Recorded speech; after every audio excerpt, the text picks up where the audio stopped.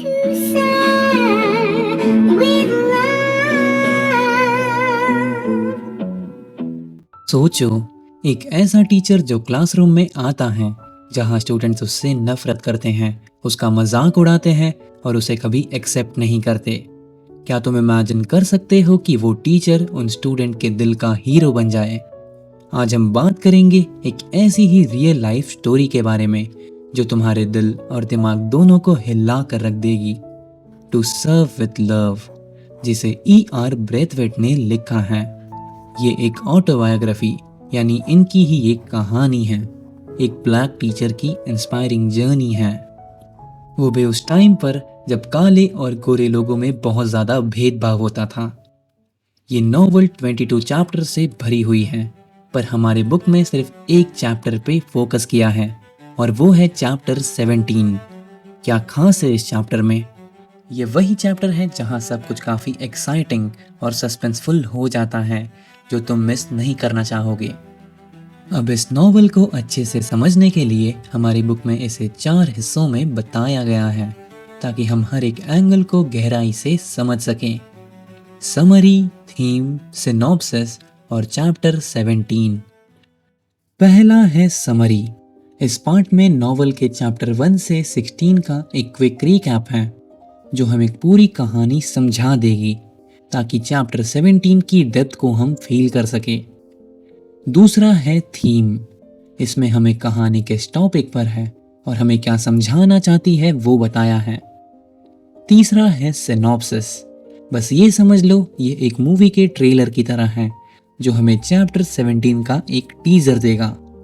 और चौथा है चैप्टर 17, जो हमारी मेन कहानी है, टू सर्व विथ लव। अब तुम्हारे लिए एक खुशखबरी है। इस वीडियो में हम सारे important questions, previous year questions, हर एक चीज करेंगे, ताकि तुम पूरे 4 के 4 मार्क्स इस नॉवल से ला पाओ। और ये एक वीडियो इनफ है, इसके बाद तुम्हें टेक्स्ट बुक खोलने की भी जरूरत नहीं है। तो चलो हमारी नॉवल की तरफ बढ़ते हैं। कहानी शुरू होती है ब्रेथवेट के साथ, जो एक टैलेंटेड इंजीनियर हैं और एक ऑयल रिफाइनरी में काम करते हैं। उनका काम बहुत अच्छा है, लेकिन उनकी जिंदगी एक ही ट्रैक पर नहीं चलती। इंजीनियर होने के बावजूद वो अपने देश को बचाने के लिए वर्ल्ड वॉर 2 में रॉयल ब्रिटिश एयरफोर्स में जाते हैं और अपने देश के लिए लड़ते हैं। एक वॉर हीरो होने के बावजूद जब सब कुछ खत्म हो जाता है और वो अपनी जिंदगी की नई शुरुआत करने की सोचते हैं, तो उन्हें अपने रेस के कारण, यानी अपने काले रंग के कारण, सोसाइटी में एक्सेप्ट नहीं किया जाता। लोग उन्हें एक आउटसाइडर के रूप में देखने लगे थे। कितना अजीब था ना ये चीज। जब मैं देश के लिए लड़ रहा था तब तो तुमने मुझे एक्सेप्ट किया, और जब वॉर खत्म हो गई तो मैं तुम्हारे लिए एक आउटसाइडर हो गया, क्योंकि मैं काला हूं। वॉर खत्म होता है और नए शुरुआत के सपने लेकर ब्रेथवेट इंग्लैंड आते हैं, लेकिन सपने और सच्चाई के बीच एक गहरी खाई होती है। उन्हें अपनी क्वालिफिकेशन के बावजूद काफ़ी जगह से सिर्फ इसलिए रिजेक्ट कर दिया जाता है क्योंकि वो एक ब्लैक मैन है। हर तरफ से थक हार कर वो टीचिंग के फील्ड में जाने का फैसला करते हैं और ईस्ट एंड लंदन के ग्रीनस्लेट स्कूल में एक जॉब पा लेते हैं। लेकिन यहाँ उनका सामना एक नए बैटलफील्ड से होता है, क्योंकि शहर के सारे बच्चे जिन्हें कोई स्कूल में नहीं लिया, वो इस स्कूल में भरे पड़े थे। दोस्तों, यहाँ एक चीज समझना बहुत जरूरी है। जो टाइम पीरियड में ये कहानी लिखी गई थी, उसका कॉलोनियलिज्म और रेशियल चीजों पे काफी असर है, यानी ब्लैक और वाइट में भेदभाव बहुत ज्यादा है। ब्रेथवेट एक ब्लैक इंसान है। उन्होंने अपने आप को ब्रिटिश समझा, लेकिन सोसाइटी ने उन्हें कभी एक्सेप्ट नहीं किया। अब इस भेदभाव के साथ वो एक ऐसे क्लासरूम का सामना करते हैं जहां स्टूडेंट्स ना सिर्फ डिसरिस्पेक्ट करते हैं, बल्कि उन्हें बुली करते हैं। सिर्फ लड़के ही नहीं, लड़कियां भी उन्हें हरास करती हैं। कितना चैलेंजिंग होता होगा ना ये। और यहाँ से ही शुरू होता है ब्रेथवेट का स्ट्रगल। स्टूडेंट उन्हें एरोगेंट और आउटसाइडर समझते हैं, और वो स्टूडेंट को इल मैनर्ड और मिस्चीवियस। एक क्लास के टीचर और स्टूडेंट के बीच इतना डिस्टेंस होना, क्या ये क्लास चल पाएगी? पहले दिन से ही स्टूडेंट उन्हें परेशान करने लगे। बेंच बजाना, गलत लैंग्वेज का यूज़ करना, उन्हें बुली करना। यहाँ तक कि लड़कियां भी उन्हें नहीं छोड़ती, उन्हें हरास करती हैं। पहले तो ब्रेथवेट उन्हें कंट्रोल करने के लिए वर्बली स्कोल्ड करते हैं, यानी गुस्से का सहारा लेते हैं, स्पेशली लड़कियों को उनके ऐसे बिहेवियर के लिए।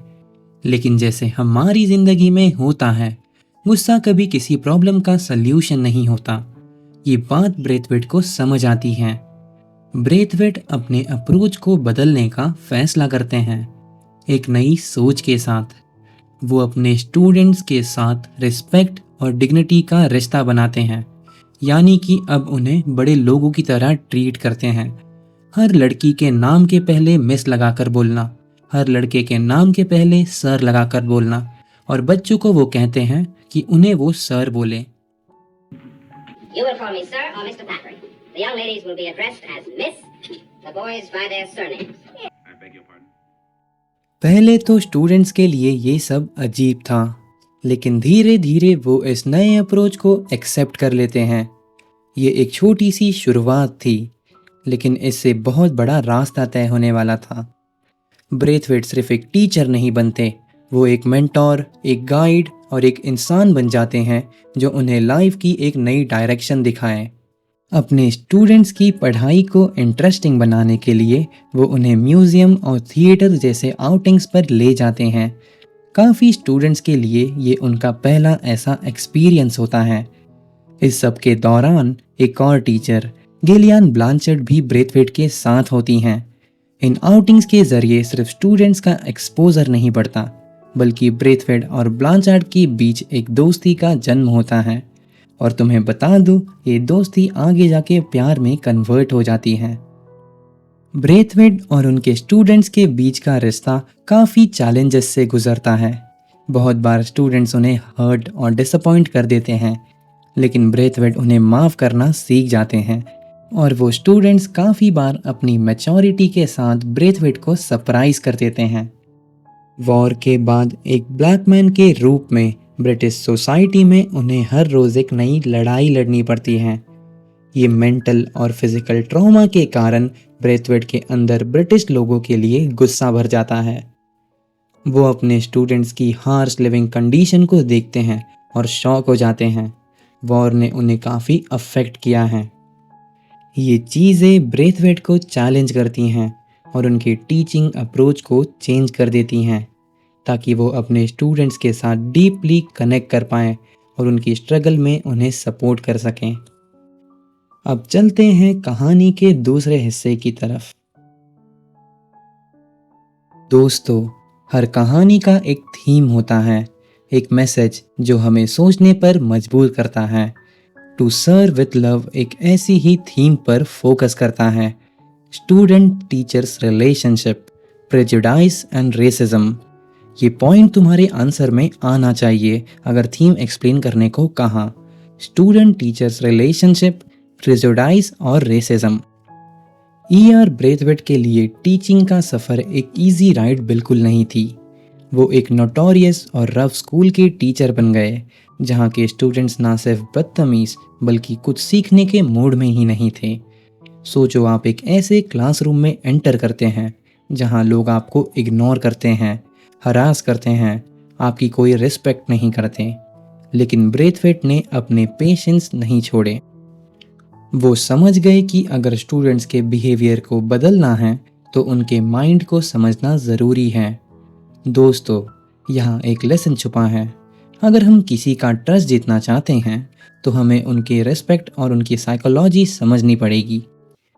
ये कहानी 1940 के ग्रेट ब्रिटेन की है, जहाँ टू सर्व विथ लव लिखा है। इसका मेन टॉपिक है रेसिज्म। नॉवल के नरेटर ब्रेथवेट अपने पर्सनल एक्सपीरियंस के ज़रिए रिपीटेडली रेसिज्म फेस करते हैं, चाहे वो बस में हो, जॉब में हो, इंटरव्यू के दौरान, ग्रीन स्लेट स्कूल में, घर ढूंढते हुए या गर्लफ्रेंड के साथ एक रेस्टोरेंट में हो।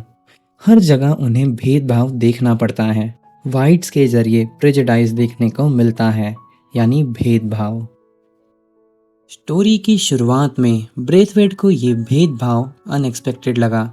आखिर वहीं उनका जन्म हुआ था, ब्रिटिश गुनियान में, और वो हमेशा अपने आप को एक ब्रिटिश सिटीज़न समझते थे, ना कि एक ब्लैक ब्रिटिश सिटीज़न जो ब्रिटिश की कॉलोनी में रहता है।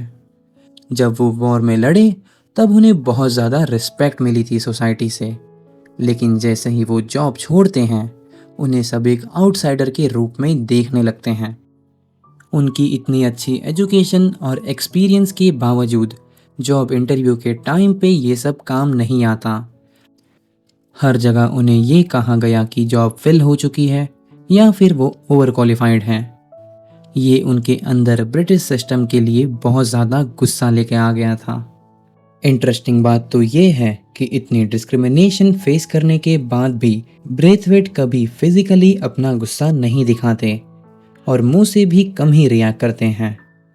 एक बार वो बताते हैं कि उनका गुस्सा इतना ज़्यादा नफरत में बदल गया है कि वो उन अनफेयर लोगों को मारना, हर्ट करना चाहते हैं, लेकिन कुछ नहीं करते। इन सब एक्सपीरियंस के बाद भी जब ब्रेथवेट क्वींसलैंड स्कूल के स्टूडेंट्स को देखते हैं तो उन्हें वो नोटोरियस और रफ लगते हैं, लेकिन उनका ये मानना था कि अगर स्टूडेंट को प्रॉपर केयर और ट्रीटमेंट मिले तो उनमें सक्सेस और डिज़ायर्ड गोल अचीव करने की कैपेबिलिटी है। उनका बिलीफ ये था कि एक टीचर का रोल होता है अपने स्टूडेंट्स को आगे बढ़ते देखना और उनकी लाइफ को बेटर बनाना।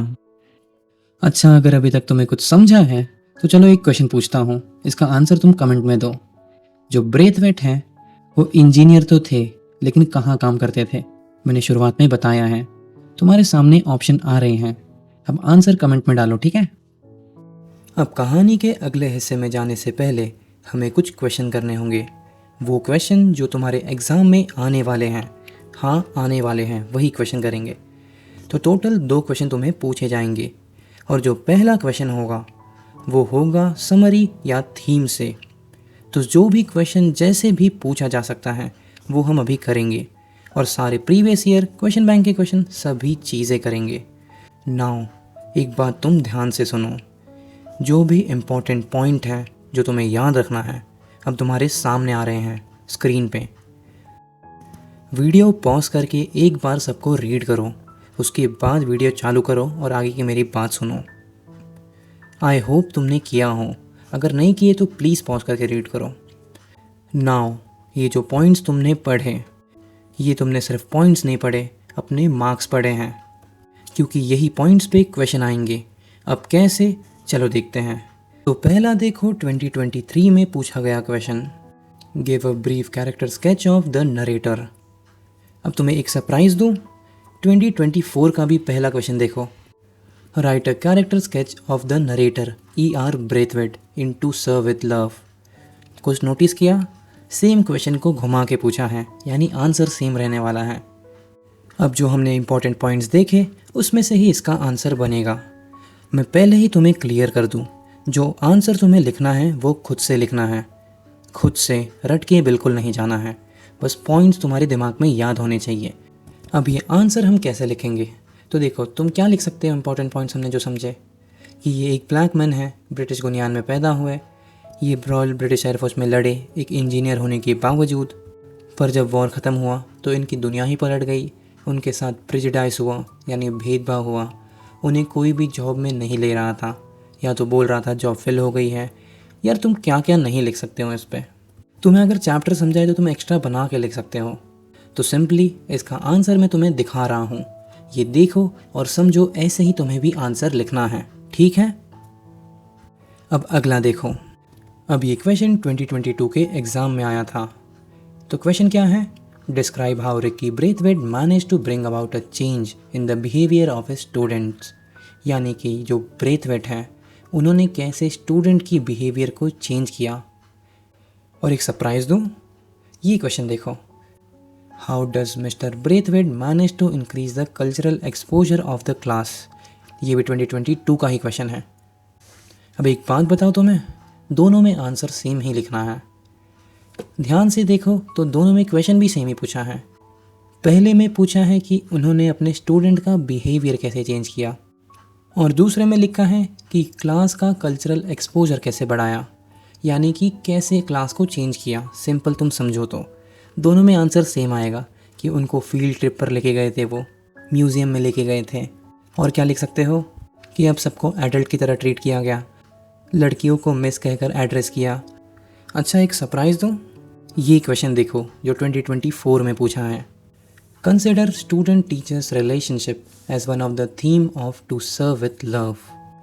अब जिसको ये क्वेश्चन नहीं समझा है, मेरे बोलने के बाद ही तुम्हें समझ जाएगा। क्वेश्चन क्या लिखा है, स्टूडेंट टीचर रिलेशनशिप एक थीम है टू सर्व विथ लव का। अब इसमें तुम्हें लिखना क्या है, वही जो इस आंसर में लिखा है कि ब्रेथवेट को क्लास मिली थी एकदम मिस्चीवियस, लेकिन ब्रेथवेट ने उन्हें बड़े लोगों की तरह रिस्पेक्ट से ट्रीट किया। उन्हें फील्ड ट्रिप्स, म्यूज़ियम में लेके गए, उनका कल्चरल एक्सपोजर बढ़ाया। तो जो स्टूडेंट पहले इल मैनर्ड थे वो सुधरने लगे, वो मैच्योर होने लगे। यही तुम्हें लिखना है। सो एक बात ज़रूर याद रखना, क्वेश्चन कोई भी पूछा रहे, ये सारे पॉइंट्स जो तुमने पढ़े हैं यही तुम्हें ठोकने हैं हर जगह, घुमा फिरा के कैसे भी लिखना है। अब ये जो तीनों क्वेश्चन हैं इसके सैम्पल आंसर मैं तुम्हें दे रहा हूँ, कैसे प्रेजेंट करना है। पॉज करके तुम रीड कर सकते हो, लेकिन रटना बिल्कुल नहीं है। नाउ चलो अगले हिस्से की तरफ। सिनॉप्सिस, ये हमारी मूवी का ट्रेलर है जो हमें चैप्टर 17 का एक झलक दिखाएगा। इस पार्ट में हमें स्टूडेंट काउंसिल की हाफ ईयरली रिपोर्ट के बारे में बताया है, जो ऐसी वैसी रिपोर्ट नहीं थी। इसमें स्टूडेंट लीड करते हैं, यानी पूरा प्रोग्राम ऑर्गेनाइज करने से लेकर प्रेजेंट करना सब स्टूडेंट का काम है। इसमें हर क्लास के कुछ बच्चों को एक एक सब्जेक्ट का टीचर बनना पड़ता है और पूरे साल उन्होंने क्या पढ़ा उसे बताना होता है। ब्रेथवेट एक्साइटेड और परेशान दोनों थे। कैसे उनकी क्लास परफॉर्म करेगी, क्या उनकी बेइज्जती तो नहीं होगी। सभी टीचर्स, स्टूडेंट्स और रिप्रेजेंटेटिव ऑडिटोरियम में जमा होते हैं। अब ब्रेथवेट की क्लास सबसे बड़ी होती है, तो मिस जोसेफ और डेनम, ये दोनों स्टूडेंट हैं, पूरे प्रोग्राम को लीड करते हैं। शुरुआत में स्कूल के हेडमास्टर मिस्टर फ्लोरियन आकर कुछ शब्द बोलते हैं और फिर मीटिंग शुरू हो जाती है। सबसे पहले छोटे क्लास के बच्चों से प्रेजेंटेशन शुरू होता है, जो बहुत ज़्यादा डरे हुए थे और अपनी छोटी और प्यारी प्रेजेंटेशन देते हैं। धीरे धीरे क्लासेस आगे बढ़ने लगती हैं और स्टूडेंट्स की ability to express themselves improve होने लगती है। अब बारी थी ब्रेथवेट की क्लास की, जिसमें मिस जोसेफ शुरुआत करती हैं और बोलती हैं, हमारे क्लास का टॉपिक है इंटरडिपेंडेंसी ऑफ मैनकाइंड। अच्छा, कंफ्यूज मत होना, मिस जोसेफ स्टूडेंट ही हैं, पर उन्हें रिस्पेक्ट से मिस जोसेफ बोलते हैं क्योंकि वो एक लड़की हैं। अब कैसी रहती है ये प्रेजेंटेशन, क्या ब्रेथवेट शर्मिंदा होते हैं या फिर कुछ चमत्कार होता है, ये तो हमें चैप्टर 17 में ही पता लगेगा। अच्छा, तुम लोग को पहले ही क्लियर कर दूं, सिनॉप्सिस में ये इंटरेस्टिंग पार्ट को शॉर्ट में एक्सप्लेन किया है, पर हमें तो मजाक किरकिरा नहीं करना, इसलिए हम डिटेल में पूरी कहानी समझेंगे। तो शुरू करते हैं चैप्टर 17 से। कहानी की शुरुआत में हमें ग्रीन स्लेट स्कूल के एक स्पेशल दिन के बारे में बताया है, नवंबर 15, जब स्टूडेंट काउंसिल की हाफ ईयरली रिपोर्ट का इवेंट होता है। ये दिन स्कूल के कैलेंडर का एक बहुत ही इम्पॉर्टेंट पार्ट था और सिर्फ टीचर्स के लिए नहीं बल्कि स्टूडेंट्स के लिए भी बहुत खास था। यहाँ ब्रेथवेट, जो हमारे नरेटर हैं, उन्होंने इस इवेंट के बारे में काफ़ी कुछ सुना था। जैसे दिन पास आते गए, उनका एक्साइटमेंट भी स्टूडेंट के एक्साइटमेंट के साथ बढ़ता गया। आखिर ये उनका दिन था, स्टूडेंट का दिन था। पूरी तरह से उन्होंने ही इसे अरेंज किया था, प्रेजेंट किया था और कंट्रोल भी किया था। अब ब्रेथवेट की नज़र अपने क्लास पर थी। वो देखते हैं कि उनकी क्लास किस तरह से इवेंट की प्रिपरेशन कर रही है, एक बिजनेस के अप्रोच जैसा। छुप छुप के बातें करना, लेक्चर के बीच में छुप छुप के डिस्कशन करना, फुसफुसाना और आइडिया एक्सचेंज करना, यहाँ तक कि ब्रेथवेट अपनी क्लास की मैच्योरिटी और प्लानिंग स्किल देखकर अपने अंदर एक प्राइड फील करते हैं। दोस्तों, जब नवंबर 15 का दिन आया तो स्कूल का माहौल एकदम बदल गया। उस दिन कोई असेंबली नहीं थी। स्टूडेंट अपने बेस्ट अटायर में स्कूल आए थे, पॉलिश्ड और स्मार्टली ड्रेस्ड। सबके चेहरे पर एक्साइटमेंट और कॉन्फिडेंस थी। यहाँ मिस जोसेफ और डेनहम जो सीनियर स्टूडेंट्स हैं, ये ब्रेथवेट की क्लास के स्टूडेंट्स थे। एज अ लीडर अपने रोल में शाइन करते हैं। उनको देखकर ऐसा लग रहा था कि वो पूरी तरह प्रिपेयर्ड हैं अपनी रिस्पॉन्सिबिलिटी के लिए। दोस्तों, ग्रीन स्लेट स्कूल के स्टूडेंट काउंसिल की हाफ ईयरली रिपोर्ट का डे अब और भी ज़्यादा इंटरेस्टिंग हो जाता है। जैसे ही मीटिंग स्टार्ट होती है, हेडमास्टर मिस्टर फ्लोरियन स्टेज पर आते हैं और एक छोटी सी स्पीच देते हैं। उनको देखकर ऐसा लग रहा था कि वो अपने स्कूल और हर एक इंडिविजुअल के साथ डीपली कनेक्ट हैं। उन्होंने सब सच बोला, स्कूल में क्या अच्छा है, क्या बुरा है, हमें कैसे अपने टीचिंग पैटर्न को चेंज करना है, स्टूडेंट को इम्प्रूव करना है। उनका मेन फोकस था स्टूडेंट की इम्प्रूवमेंट पर, क्लीनिनेस, नॉलेज, और वो चाहते थे कि उनके स्टूडेंट्स प्रोग्रेस करें और उन्हें प्राउड फील कराएं। उन्होंने अपने स्पीच से ये प्रूव किया कि वो एक ऐसे लीडर हैं जो अपने स्कूल के हर एस्पेक्ट से जुड़े हुए हैं। जब उन्होंने स्टूडेंट और स्टाफ को सक्सेस के लिए विश किया, तब पूरे हॉल में सबने बहुत ज़ोर ज़ोर से ताली बजाई क्योंकि उनका स्पीच इतना इम्पैक्टफुल था। अब मिस जोसेफ स्टेज को हैंडल करती हैं। ये ब्रेथवेट की क्लास की ही एक स्टूडेंट थी और काउंसिल के पर्पस और एक्टिविटी को एक्सप्लेन करती हैं। और दोस्तों, यहाँ वो एक ट्विस्ट के बारे में बताती हैं। हर क्लास के रिप्रेजेंटेटिव उनके सब्जेक्ट की प्रोग्रेस के बारे में रिपोर्ट करेंगे और उसके बाद चिट उड़ाई जाएगी और 3 टीचर को रैंडमली सिलेक्ट किया जाएगा और उनसे क्वेश्चन पूछे जाएंगे। रिपोर्ट सबसे यंगेस्ट क्लास यानी छोटे क्लास से स्टार्ट होती है। वो स्टूडेंट्स जो अभी अभी स्कूल का हिस्सा बने हैं, सिर्फ 12 साल के हैं। उनका रिपोर्ट ज़्यादा बड़ा नहीं होता। बेचारे बच्चे पहली बार ऐसा कुछ कर रहे थे और वो नर्वस थे, लेकिन तो भी उन्होंने अपनी प्यारी स्पीच अच्छे से दी। अब यहाँ पर हमारे ब्रेथवेट थोड़े टेंशन में थे कि मेरी क्लास कैसा परफॉर्म करेगी यार, कुछ कांड तो नहीं कर देगी ये लोग। अब जैसे जैसे क्लासेस आगे बढ़ती हैं, हर नेक्स्ट क्लास की स्पीच बहुत अच्छी होने लगी थी। वो सभी लोग अच्छे से अपने स्पीच को एकदम दे रहे थे। शुरुआत छोटों से हुई थी जो थोड़ा सा नर्वस थे, लेकिन जैसे क्लास आगे बढ़ती है वैसे वैसे लोग कॉन्फिडेंट होने लगते हैं और बहुत अच्छे से स्पीच देने लगते हैं। दोस्तों, अब आता है वो मोमेंट जिसकी वजह से ब्रेथवेट का एक्साइटमेंट और टेंशन दोनों पीक पर था। उनकी क्लास के स्टूडेंट्स की बारी। ग्रीन स्लेट स्कूल के स्टूडेंट काउंसिल की हाफ ईयरली रिपोर्ट मीटिंग में अब सबसे सीनियर क्लास स्टेज पर अपनी बातें शेयर करेंगी। और क्या ये मोमेंट प्राउड होने वाला है या नहीं, वो तो देखते हैं। अब शुरुआत होती है। डेनहम, जो एक सीनियर लड़का है ब्रेथवेट की क्लास का, स्टेज पर जाता है और कॉन्फिडेंटली लिस्ट पढ़ता है रिप्रेजेंटेटिव के नाम की। अब जैसे वो लिस्ट पढ़ रहा था, ब्रेथवेट एकदम शॉक हो जाते हैं क्योंकि वो एक ऐसी चीज नोटिस करते हैं जो उन्हें बहुत खुश कर देती है। डेनहम हर सीनियर लड़की के नाम के पहले मिस लगाकर बोल रहा था। मिस जोसेफ, मिस डेर, ऐसे करके वो बोल रहा था। ये एक छोटी सी बात थी, पर वो शॉक थे क्योंकि डेनहम ही वो लड़का था जो सबसे मस्तीखोर था क्लास में और वो इतना रिस्पेक्टफुली सबको बुला रहा था। ब्रेथवेट खुश थे। अब सबके नाम अनाउंस होते हैं। पॉटर, जिसके पास अरिथमेटिक का सब्जेक्ट है, सेपियानो, जिसके पास नेचर स्टडी का सब्जेक्ट है, मिस पेग और जैक्सन, जो ज्योग्राफी के बारे में बात करेंगे, मिस डेर और फरमैन, जो फिजियोलॉजी के बारे में बात करेंगे, मिस डॉड, जिनका हिस्ट्री सब्जेक्ट है, और डेनहम का पीटी और गेम्स। और लास्ट है मिस जोसेफ, जिनका डोमेस्टिक साइंस का सब्जेक्ट है। अब जैसे जैसे डेनहम सबके नाम ले रहा था, सभी स्टूडेंट्स एक एक करके आते हैं, रिस्पेक्टफुली और कंपोजली, और अपनी सीट लेते हैं। ये मैच्योरिटी देखकर ब्रेथवेट को अपने स्टूडेंट्स पे गर्व होता है।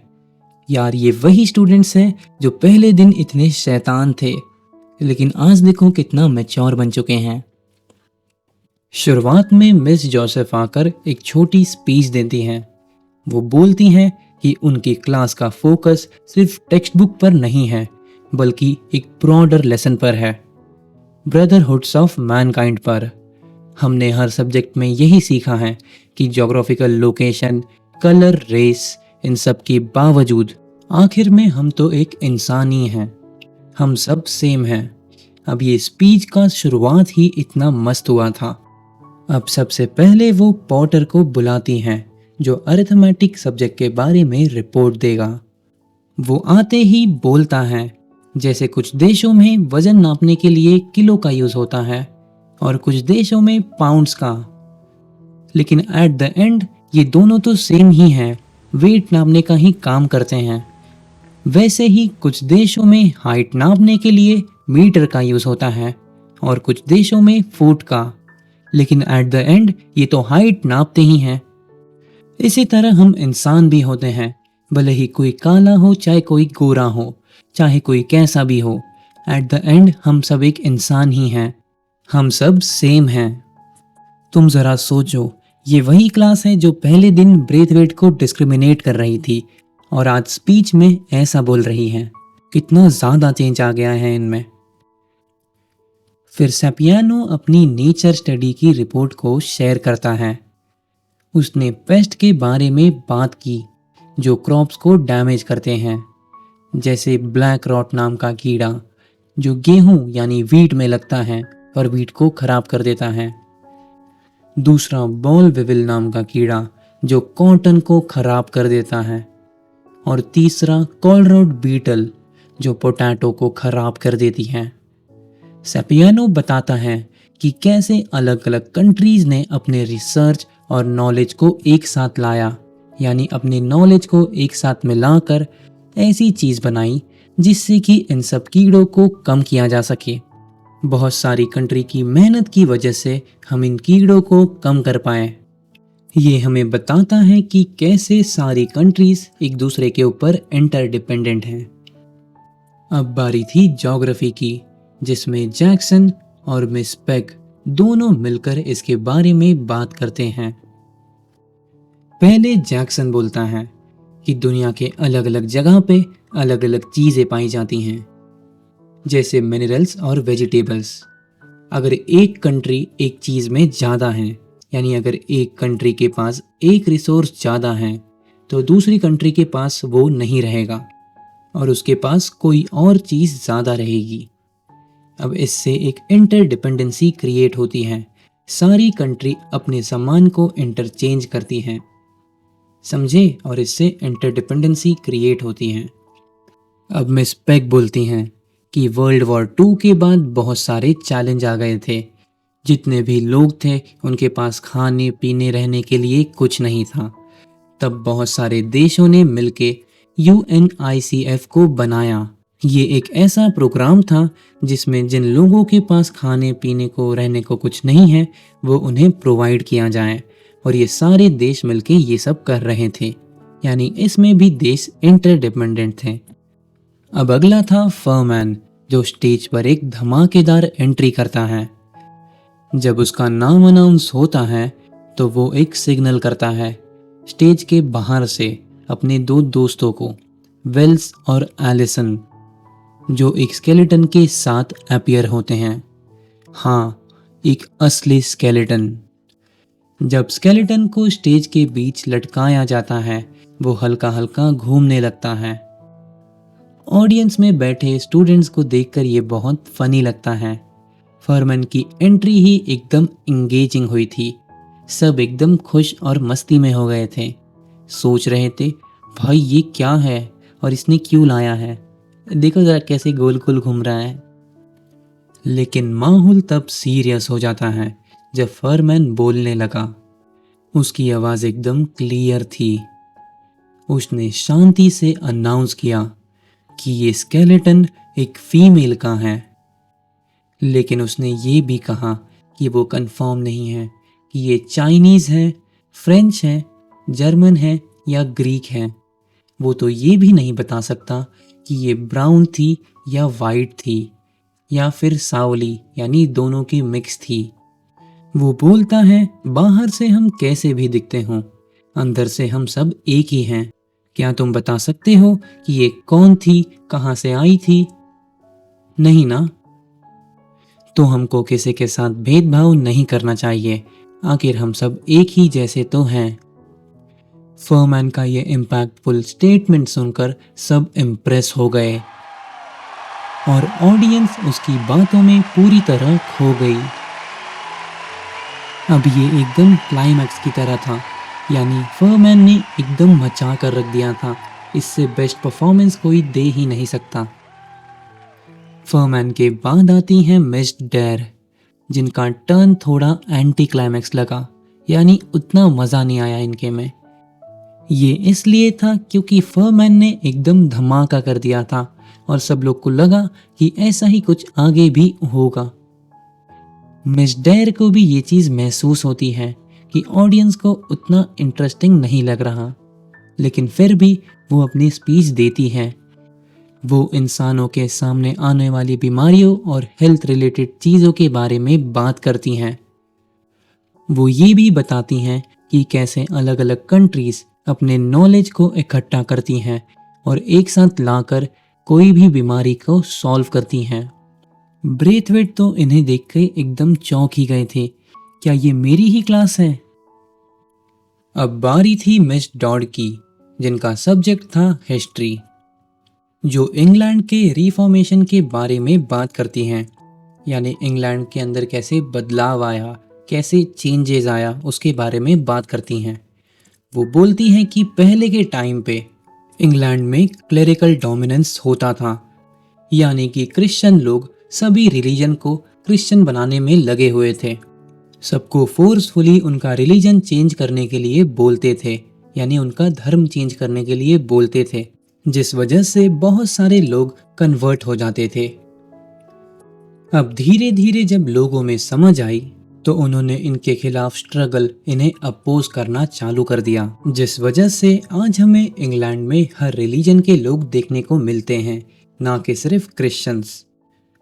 अब बारी थी लास्ट रिपोर्ट की, जो था डेनहम का। भाई वो तो एकदम कुछ अलग ही बोलने लगा।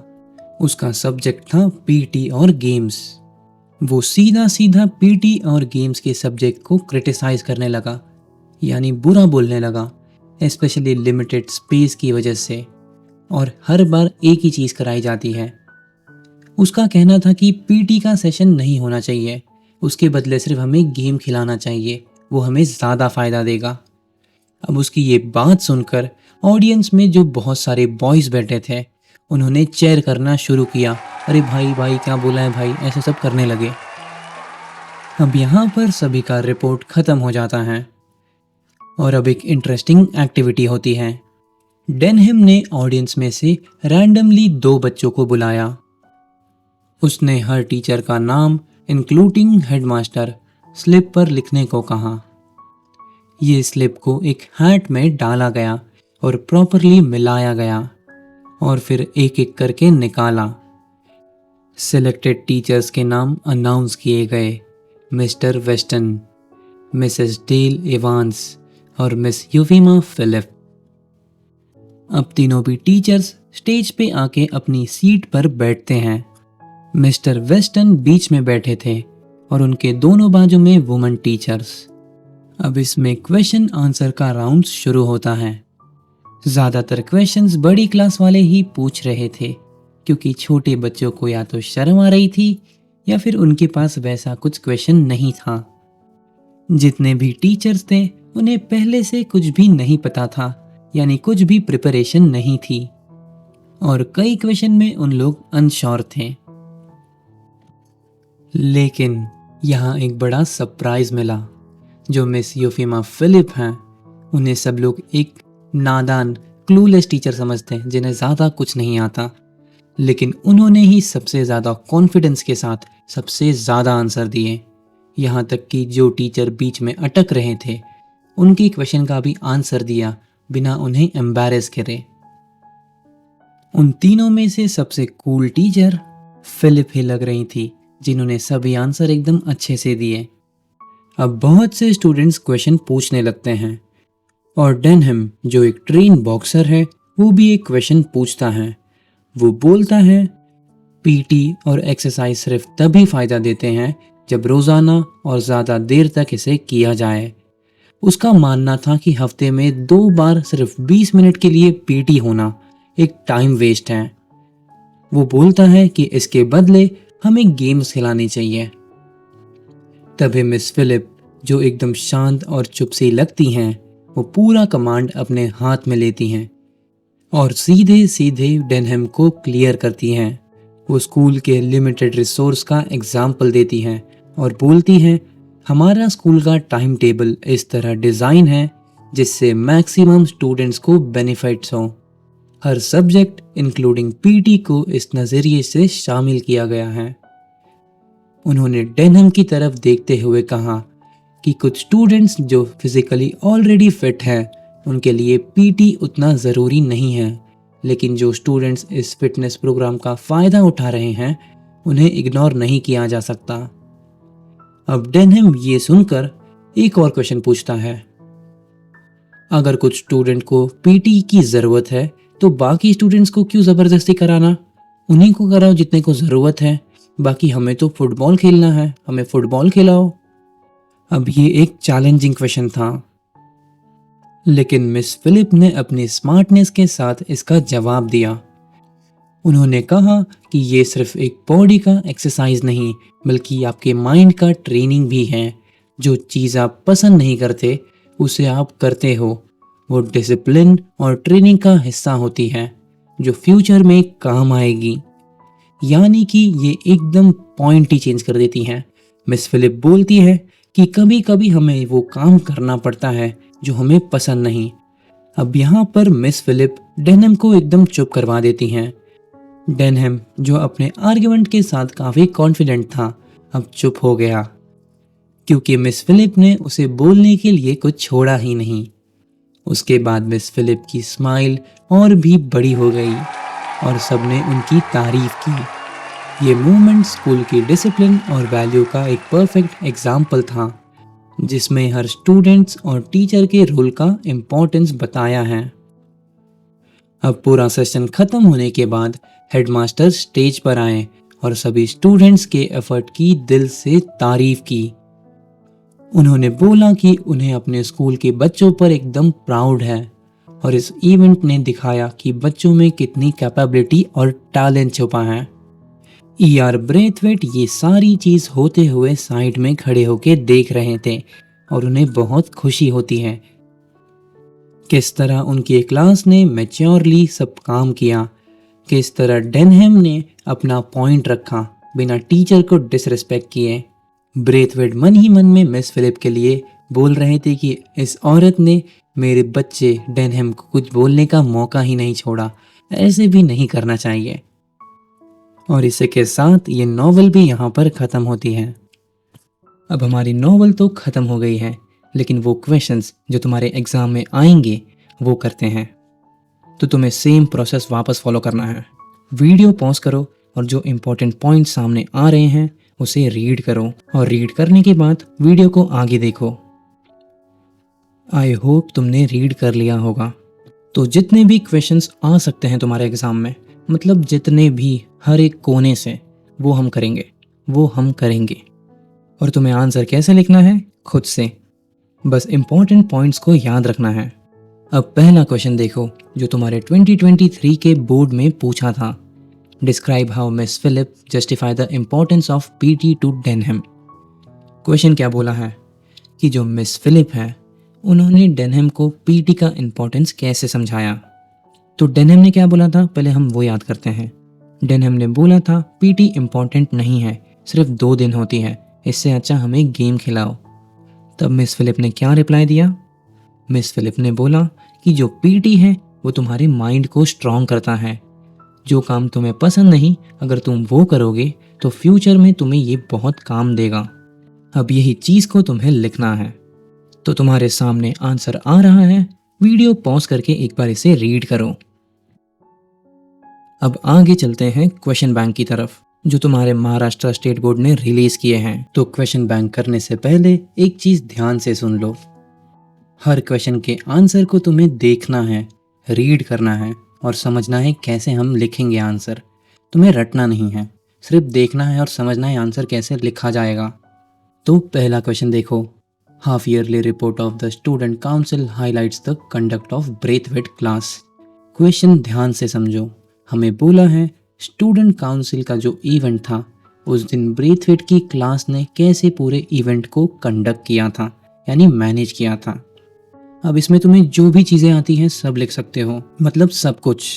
शुरुआत तुम ऐसे कर सकते हो कि ब्रेथवेट की क्लास एकदम ट्रांसफॉर्म, चेंज हो चुकी थी, सब एकदम मैच्योर बन गए थे। स्टूडेंट्स ने ही पूरे चीज़ को ऑर्गेनाइज किया था। शुरुआत में डेनहम और जोसेफ स्टेज पर आते हैं, पूरे इवेंट को लीड करते हैं, अपनी रिस्पॉन्सिबिलिटी निभाते हैं। भाई तुम क्या क्या नहीं लिख सकते, तुम ये तक लिख सकते हो कि धीरे धीरे करके जैसे इवेंट आगे बढ़ा, उसके बाद ब्रेथवेट की क्लास का टाइम आया, उसमें उन्होंने रिस्पेक्टफुली सबको मिस करके बुलाया। तुम बहुत चीज़ें लिख सकते हो, जो तुम्हें पता है सब कुछ। अब अगला क्वेश्चन देखो। In the questioning session Denham was expressing few students feeling, illustrate. भाई क्वेश्चन बहुत सिंपल है। जो डेनहम है, जब क्वेश्चन कर रहा था टीचर से, तो उसने क्या बोला था कि पीटी होना ही नहीं चाहिए, उसके बदले हमें गेम्स खिलाने चाहिए। तो तुम्हें याद होगा जो स्टूडेंट्स थे वो हल्ला करने लगे, वाह वाह डेनहम वाह क्या बोला है। तो बस हमें यही बताना है, जो लाइन मैंने तुम्हें अभी बोली कि पीटी उतना बेनिफिशियल नहीं है, हमें गेम्स खिलाओ, ऐसा डेनहम ने बोला था। तब सारे स्टूडेंट उसे सपोर्ट कर रहे थे। बाकी भी तुम आगे लिख सकते हो, तुम चाहो तो पॉज करके ये आंसर रीड कर लो। अब तीसरा क्वेश्चन देखो। Miss Philip effectively handle the questioning session, give supporting details. यानी यहाँ हमें बोला है कि जो मिस फिलिप हैं, उन्होंने अच्छे से पूरे क्वेश्चनिंग सेशन को हैंडल किया। तुम यहाँ पर भी बहुत चीज़ लिख सकते हो कि पहले सब मिस फिलिप को कम समझते थे, लेकिन वो तो सबसे आगे निकली। वो तीनों टीचर में सबसे कूल लग रही थी।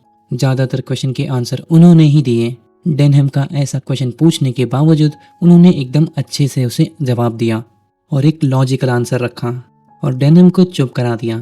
और भी बहुत चीज़ें तुम लिख सकते हो। पॉज करके आंसर रीड कर लो। अब अगला देखो। Write a short note on the event which took place on November 15 in Greenslate school. तो यहाँ पर हमें पूरे इवेंट के बारे में एकदम शॉर्ट में लिखना है। तो तुम क्या लिखोगे? ग्रीनस्लेट स्कूल में 15 नवंबर को क्या था? स्टूडेंट काउंसिल का रिपोर्ट, जिसे स्टूडेंट ने ही ऑर्गेनाइज किया। उसमें सारे स्टूडेंट्स अच्छे से ड्रेस्ड होकर आए थे और पहले मिस्टर फ्लोरियन ने स्पीच दी। उसके बाद एक एक करके क्लास आती गई, अपनी स्पीच देते गए और लास्ट में एक क्विज सेशन हुआ जिसमें टीचर को रैंडमली सिलेक्ट किया गया और उसके बाद उनसे क्वेश्चंस पूछे गए। अब देखो मैंने ये एकदम शॉर्ट में तुम्हें समझाया, लेकिन तुम बढ़ाकर लिख सकते हो और आंसर पॉज करके एक बार रीड कर लो। अब अगला देखो। The extract present the narrator as a silent observer of the event, explain. यानी क्वेश्चन में हमें बोला है कि वो जो पूरा इवेंट हुआ उसमें जो ER ब्रेथवेट है शांति से खड़े होकर सिर्फ ऑब्जर्व कर रहे थे पूरे इवेंट को, वही हमें एक्सप्लेन करना है। तो तुम क्या लिख सकते हो? जो ER ब्रेथवेट है शांति से खड़े होकर अटेंटिवली पूरा इवेंट देख रहे थे, कैसे स्टूडेंट ने कंडक्ट किया कॉन्फिडेंटली, कैसे उनकी क्लास मैच्योरली पूरा बिहेव की। डेनहम ने बिना डिसरिस्पेक्ट करते हुए इतना गहरा सवाल पूछा। तो मैं एक बात बताऊं तो तुम्हें क्या लिखना है? इधर वही लिखना है शॉर्ट में, पूरा जो 15 नवंबर को जो हुआ वही लिखना है, बट ब्रेथवेट की आंखों से, समझे? अब भाई आगे भी कुछ क्वेश्चंस हैं, तुम पॉज करके इसे रीड कर लो और तुरंत जाओ एक MCQ टेस्ट दो। अब तुम बोलोगे इससे तो MCQ आ ही नहीं रहा है, लेकिन टेंशन मत लो, मैंने MCQ ऐसे प्रिपेयर किए हैं कि तुम्हारे सारे आंसर इससे लर्न हो जाएंगे। तो जाओ MCQ दो और अपने मार्क्स कमेंट करो और एक लाइक और सब्सक्राइब कर दो भाई, इतना मेहनत लगा है इसको बनाने में।